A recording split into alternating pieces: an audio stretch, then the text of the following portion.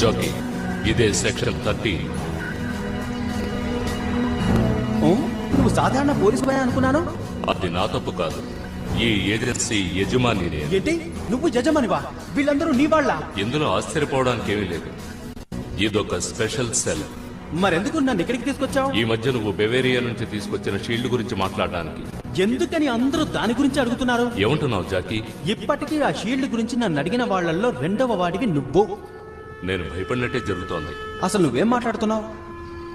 ప్రపంచంలో జరిగే పెద్ద పెద్ద నేరాల్ని కనిపెట్టడానికి ఈ సెక్షన్ 13 ఏర్పాటు చేయబడింది.